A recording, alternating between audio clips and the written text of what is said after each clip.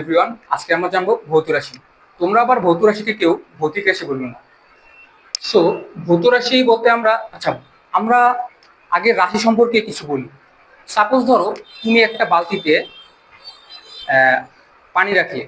So এখন গরম পানি রাখলে, সো এখন এই গরম পানির ধরো তুমি বললে যে 80 ডিগ্রি সেলসিয়াস তাপমাত্রা। সো এই যে 80 ডিগ্রি সেলসিয়াস তাপমাত্রা, এই তাপমাত্রাটাই হচ্ছে গিয়ে রাশি। অর্থাৎ কোনো একটি সংখ্যাকে সঠিকভাবে আরো সুন্দরভাবে প্রকাশ করতে আমরা রাশি শব্দটি ব্যবহার করি। সো এখন আসি আমরা ভৌত রাশিতে। ভৌত রাশি হচ্ছে গিয়ে দুই প্রকার, একটা হচ্ছে গিয়ে মৌলিক রাশি আর একটা হচ্ছে গিয়ে গণিত রাশি অথবা যৌগিক রাশি। হ্যাঁ, তোমরা মৌলিক রাশিকে স্কেলার রাশিও বলতে পারো, আর যৌগিক রাশিকে ভেক্টর রাশিও বলতে পারো। এখন স্কেলার রাশি আর ভেক্টর রাশি কি? সো স্কেলার রাশি হচ্ছে যেসব রাশির মান আছে কিন্তু দিক নেই, আর ভেক্টর রাশি হচ্ছে গিয়ে যার মান আর দিক উভয়ই আছে। এখন তো এটা কিভাবে হয়? একটার মান আছে, আরেকটার দিক নেই, আরেকটার মান আর দিক দুটোই আছে। তো আমরা যদি কোনো উদাহরণ দেখি, বা সাপোজ তুমি যদি ভাবো যে স্কেলার রাশি কি হতে পারে, দৈর্ঘ্য ভর সময়। এখন যদি তুমি ভাবো যে দৈর্ঘ্যে কি কোনো দিক থাকতে পারে, অবভিয়াসলি নট। বা ভর বা সময়, এর এর এর কিন্তু কোনো দিক নেই। হ্যাঁ, এর এর সংখ্যা আছে বাট কোনো দিক নেই। এখন তুমি যদি ভাবো ত্বরণ, বেগ অথবা বল, এর কিন্তু মান আর দিক দুটোই আছে। এখন ধরো কোনো একটি গাড়ি 50 মিটার/সেকেন্ডে পশ্চিম দিকে যাচ্ছে, এটা হচ্ছে গিয়ে বেগ। তো বেগকে এইভাবে প্রকাশ করা যায়, একটা হচ্ছে গিয়ে সংখ্যায় আর একটা হচ্ছে গিয়ে দিক।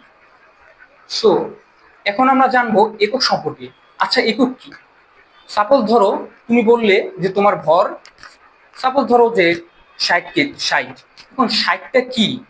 একটু যদি ভাবো তাহলে মনে হচ্ছে না যে কিছু একটা নেই, বা ওরকম ভাবে তুমি প্রকাশ করতে পারতেছো না। তো ওইটাকে ভালোভাবে প্রকাশ করার জন্য আমরা একক ব্যবহার করি।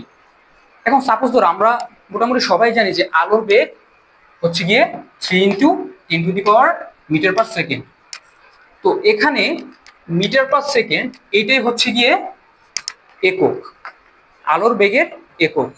এখন এই আলোর বেগের একককে আবার মাত্রায় প্রকাশ করা যায়। যেমন মিটারের এম এর মাত্রা হচ্ছে গিয়ে এল, আর এস এর মাত্রা হচ্ছে গিয়ে টি⁻⁻1। এই এখন কোন একটা বেগ অথবা ত্বরণ যে কোনো কিছু হোক, এর সূত্র থেকে একক অথবা মাত্রা, এ সম্পর্কে বিস্তারিত আমরা পরের ক্লাসে আলোচনা করব। তোমরা অবশ্যই রেডি থাকবে।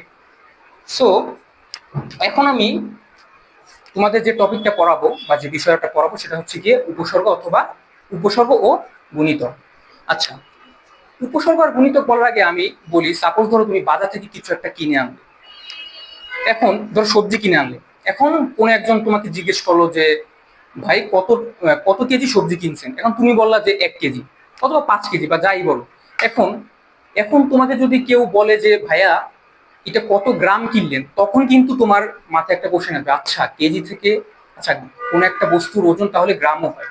তো এটা জানার জন্যই আমাদের উপসর্গ বা গুণিতক জানাটা খুবই জরুরি। তো কোন একটা বস্তুর ওজন যদি সেটাকে কেজি থেকে গ্রামে রূপান্তর করতে হলে আমাদের উপসর্গ আর গুণিতক জিনিসটাকে ভালোভাবে বুঝতে হবে।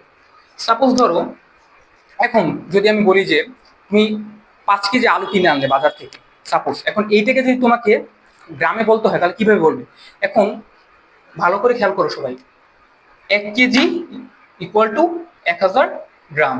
অর্থাৎ কোন একটা, সাপোজ ধরো কোন একটা বস্তুর ওজন যদি 1 কেজি হয়, তাহলে তুমি যদি তাকে গ্রামে প্রকাশ করতে চাও তাহলে তোমাকে 1000 দিয়ে গুণ করতে হবে, অথবা 10⁻³ দিয়ে গুণ করতে হবে। আচ্ছা, কোন একটা বস্তুর দৈর্ঘ্য যদি 1 মিলিমিটার হয়, তাহলে তাকে যদি তুমি মিটারে প্রকাশ করতে চাও তাহলে তাহলে সেটা হবে 10⁻³ মিটার।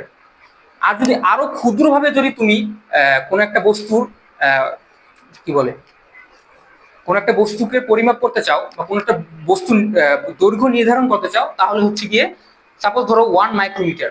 1 মাইক্রোমিটারকে যদি তুমি মিটারে প্রকাশ করতে চাও তাহলে 10⁻⁻6 মিটার।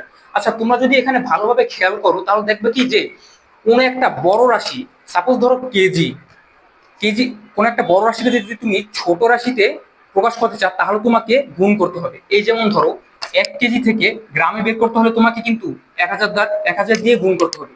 সো এই 1000টাই হচ্ছে গিয়ে তোমার গুণিতক। এখন এই 1000 কি, 1000 কি গ্রাম না কেজি? এই গ্রামই হচ্ছে গিয়ে তোমার উপসর্গ। আবার তুমি যদি খেয়াল করো যে কোনো ছোট রাশি থেকে তুমি কোনো বড় রাশিতে যদি রূপান্তর করতে চাও তাহলে তোমাকে অবশ্যই ভাগ করতে হবে। যেমন 1 মিলিমিটারকে যদি তুমি মিটারে কনভার্ট করতে চাও তাহলে তোমার 10⁻³ দ্বারা ভাগ করতে হবে, অথবা যদি মাইক্রোমিটার থেকে মিটার কনভার্ট করতে চাও তাহলে তোমার 10⁻⁶ দ্বারা ভাগ করতে হবে।